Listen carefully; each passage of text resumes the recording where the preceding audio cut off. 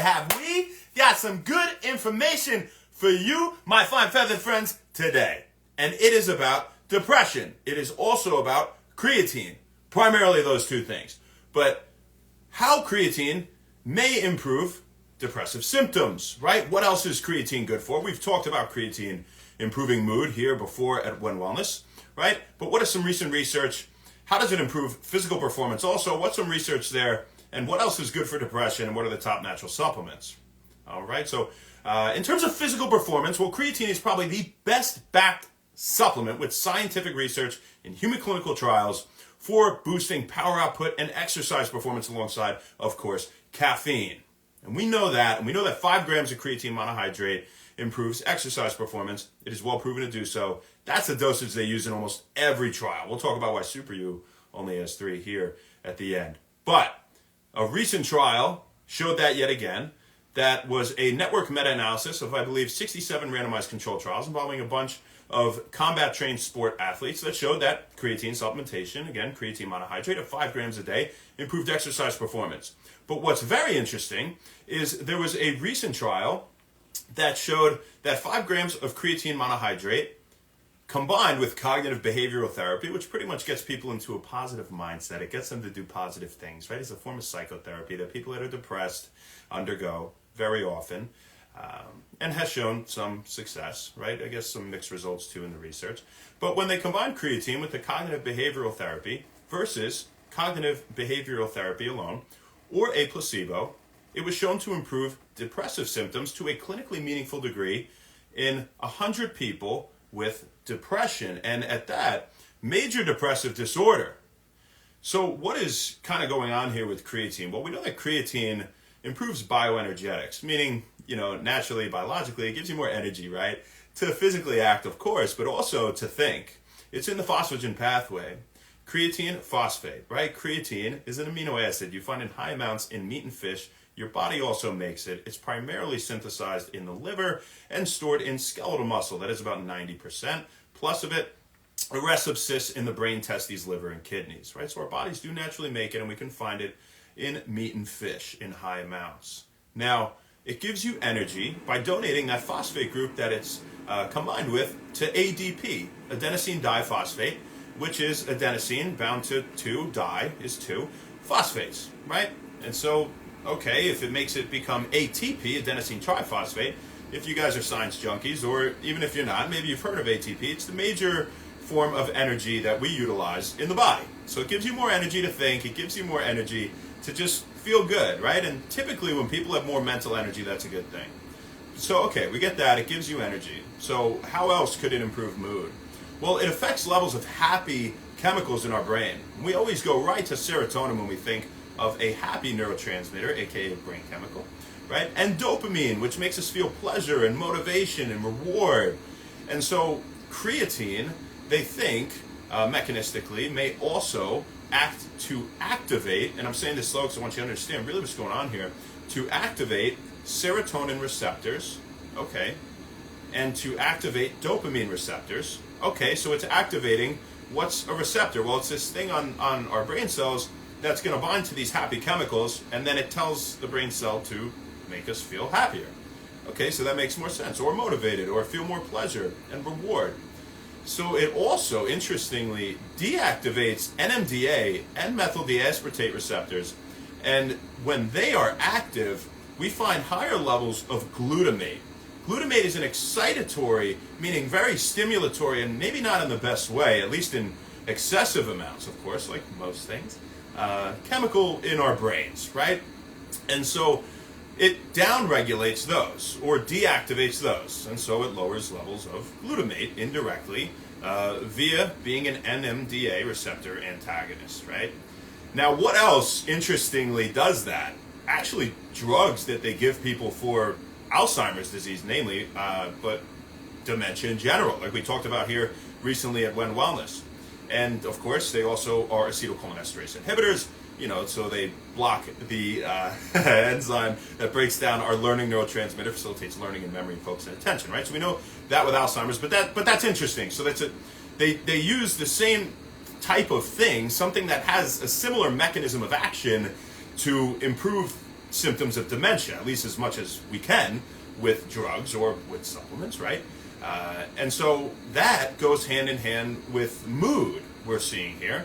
And again, it's just being able to think more clearly and to think better seems to put somebody in a better mood. Now, what do we see in terms of low levels of creatine in pathology, right? Well, many neurological disorders, you look at things like intellectual disabilities in general, epilepsy, Huntington's disease. Huntington's disease is, a disease that you inherit. We'll try to keep it simple. That, you get some spasm, Huntington's chorea, they call it, seizures like this. They can't really remember things as well or perform physically as well. There's a whole lot that goes on there.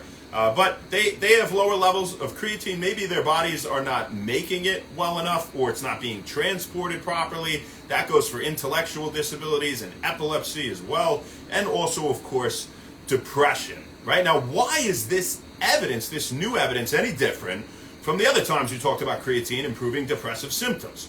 Well, the real big thing here is the fact that in this trial, it was combined with cognitive-behavioural therapy. That is not a drug. That is something you're physically doing. All the previous trials showing that, and albeit there's a robust body of evidence showing that creatine can improve depressive symptoms, they have utilized creatine in combination with antidepressant medications. And they also failed to have a placebo group, a placebo-controlled group, at least the vast, vast majority of them. This is really the first time we're seeing creatine almost independently, when just combined with cognitive behavioral therapy, to improve depressive symptoms and to a clinically meaningful degree, which is relatively rare when it comes to natural supplements, things that you find in food, right? Compared to, of course, drugs, where they extract these compounds and chemicals that are supposed to do what they want, and they have them in really high potent amounts that'll just do that one job, right? But they all come with side effects, right? So, what else does creatine do? What else is good for depression in general in terms of lifestyle and diet and supplements, right? Well, creatine not only gives you more energy, not only upregulates serotonin and dopamine and, can do all these other things we were talking about with receptors and improve mood, but it's an osmolyte. It hydrates your cells, right? So it promotes the influx or absorption of water to your cells. One reason you need to, really major reason, drink a lot more water when you take some creatine, right? And that's, spoiler alert, why we did not put 5 grams in Super U. And, again, we'll talk about this at the end. So it does that. It actually increases levels of satellite cells in skeletal muscle. They're fancy name for stem cells that are in our muscles. Skeletal muscle meaning like muscles that make us move, and when we use them, we exercise to differentiate them from, say, smooth muscle in our intestines, for example, or cardiac muscle, which would be our heart, right? And so it upregulates, because we wouldn't want that to get really big. That's not a good thing. So it upregulates the production of stem cells in our muscles, so helps our muscles to grow. It blocks something called myostatin, at least partially, and that is a muscle cell proliferation inhibitor. So in simple, that means it blocks something that stops muscle cells from dividing, and so further increases muscle growth, right? Now, it also promotes the influx of IGF-1, insulin-like growth factor 1, which is associated into muscle, that is, and that's associated with growth hormone release. And growth hormone makes you grow, right? That's simple. So it does really a lot of good things. Now, what do we have in terms of just generally improving depressive symptoms, right? Well, people who are depressed, they have imbalances neurologically in brain chemicals, and we know that. But what you can do is try to meditate, do mindfulness techniques where you have to pay attention to something and immediately focus and do it. Throwing a ball up and down on your back. We use these examples. Squeezing these balls. Focus on breathing or yoga, and that's also great for your spine and for a myriad of other reasons. But meditation, mindfulness techniques, music, getting more sunlight, right? Vitamin D is a big one when it comes to mood. Getting more sleep, being less stressed is, going to go hand in hand with these as we're talking about depression. But, also know that if you feel stressed, these are really good things to do, even if you're not diagnosed with depression. Exercise is, of course, an enormous one. Blood flow to the brain, producing more happy chemicals. And, of course, diet, right, is really big. And we really don't love the word diet, so more just in terms of a lifestyle and just types of things you should eat. It should all be whole food from nature. Nothing with added sugar, really limiting sugar in itself. No processed foods, refined flours. You want to have a lot of healthy fats and fiber, namely lean protein, lean meat, and vegetables, right? They're full of antioxidants and micronutrients that will help to make us feel better and support gut health, which is also intimately related with how you think, right? So without getting off on a tangent on that, what, as we could, because we love talking about this stuff, what are the top supplements that are natural to date for improving depressive symptoms? Well, we definitely have two that come to mind that are the top. And again, creatine might make the cut here pretty soon. Maybe a little more research without, it being combined with antidepressant medications will help, and just more and more trials, right? But we have saffron, we have omega-3s. Now, the thing with saffron is a lot of these trials were done in Iran, and they're the major producers of saffron. So I kind of take that with a little grain of salt. Albeit, we said last year was like the year of saffron. Like all these studies came out showing it's great for mood and like all this other stuff, right? But you always got to look at where these studies were published, who funded them, and this and that. So there might be an ulterior motive there. Definitely, risk of bias. I would take it with a grain of salt. I also took saffron myself, standardized for crocin and safranol. 7.5% crocin, I believe 1% safranol at least is what it should be standardized for. I think that's the one that I got.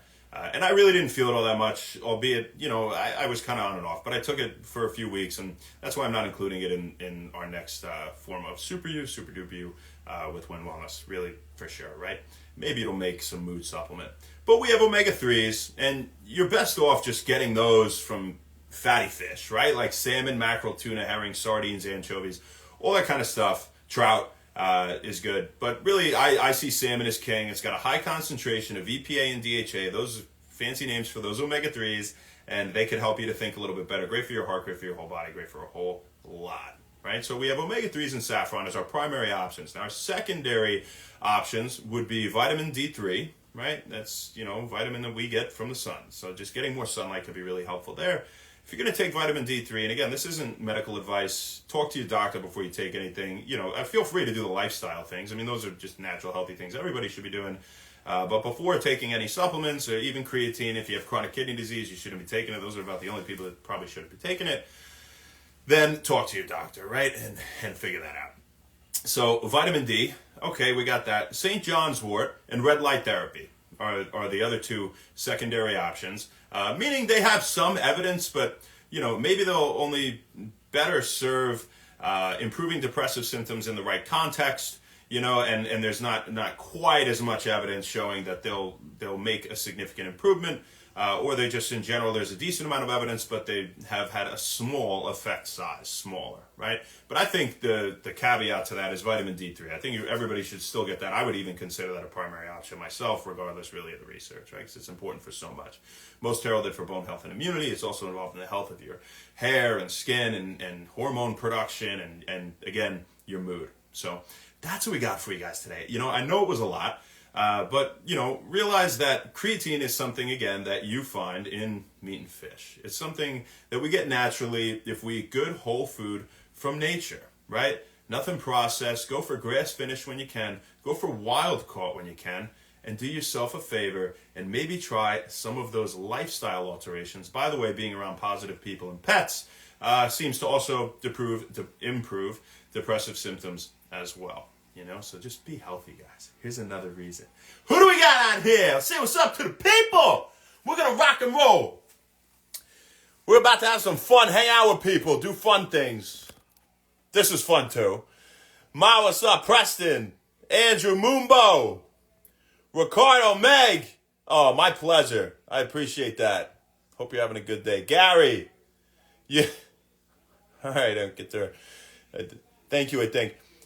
Oh, thank you. Do I ever get angry? You know what? If I'm pissed off, you know what I would do?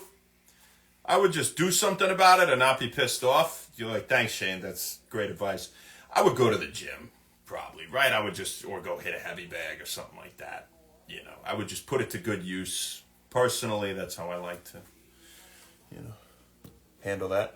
Hands, Jet. So, Chris Bryan, how you doing, Ma? I love you.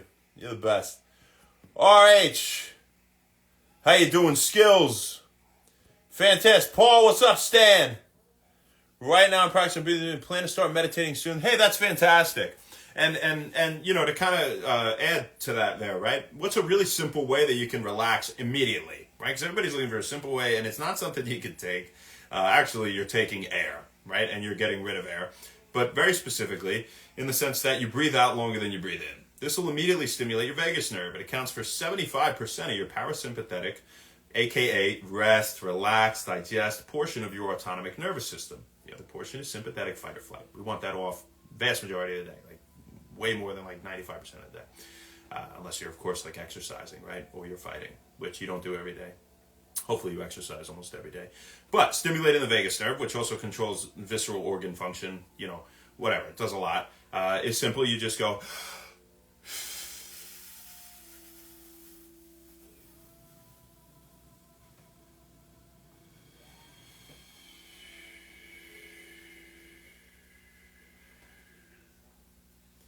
and I feel relaxed immediately. I mean, it's really amazing. That works, you know. So I would try that too. Yeah, simple. You can look at like Wim Hof methods, stuff like that. That's all good. He's got some evidence behind that. Yeah. What's up, Dees? How you doing? Thank you. Jessica, how you doing? Sabia, what's up, pretty lady? Dave Beast from the East. What's up, killer? Que paso, my friend? Ash, how you doing, pretty girl? What's up? Mumbo, we said hi. Ed for the win. Like your name. Tommy Reed, Brandon Malone, G. How you doing? How you been? Pike. Another Jessica. Jessica Nicole. And Meg, first one on. Appreciate the love. As for now. So we got for you, folks. We'll see you tomorrow, baby. Not sure where, not sure when, but we'll see you then. Have a fantastic rest of your day. Thank you so much. And happy When Wellness. We'll see you. Moonbo, I really appreciate that. Thank you. You know, be yourself. Be the best version of yourself. That's what When Wellness is about. I try to give you guys the tools to do that. Right? Independently, so you don't have to rely on anybody else. We didn't say, before we go, why there is 3 grams of creatine in Super U. Daily maintenance dose is 3 to 5 grams. We talked about all the benefits of creatine, but I've tested 5 grams. Of course, it was the first thing I tested, when combined with everything else in the formula. And to be honest, what I found was I felt okay because I drink tons of water every day, but other people, there comes a point later in the day where they're like, you know, I actually kind of felt a little tired, which is crazy with what's in Super U, but I said, what could this be? I mean, what's going on? And it's because they drank 1 glass of water the whole day. And albeit we should drink more water, at least half your body weight in ounces at a minimum, most people they're not getting enough water. So I didn't want to take that risk that, if you don't drink enough water, and the fact that, that you're not going to feel great, right? Or as good as at least as you should, you might still feel okay, but it's hard to feel good if you just don't drink enough water in general, even without Super U or anything else. But, that's really the big reason. The other thing is we have astragalus combined with Panax noto ginseng in the formula and what's called astrogen. It's a patented compound by New Life Science that reduces inflammation in your gut, and it improves absorption of all the other compounds in the formula, right? And creatine by 33%. So that really lands you at an effective 4-gram dose, which is right in that sweet spot of the daily maintenance dose of 3 to 5 grams, right? So that's the reason. But, we are testing 3.76 grams currently. Actually, not even for Super Duper U, just to edit Super U to make it even better, I feel great already, so, I feel even better. That's really awesome. While, of course, maintaining healthy, natural ingredients and no processed or added, sugar or any crap and dyes and, whatever. So artificial sweeteners, right? And I feel pretty good from 3.76 grams. 3.76, by the way, because that improved absorption at 33% by the astragalus and ginseng combination. We'll land it right at that 5-gram dose. So we'll probably have that in the next one, but, we'll see. Yeah. We'll see you later. We already did the outro, however you want to say it. Have a great day. Thank you. My pleasure. My pleasure.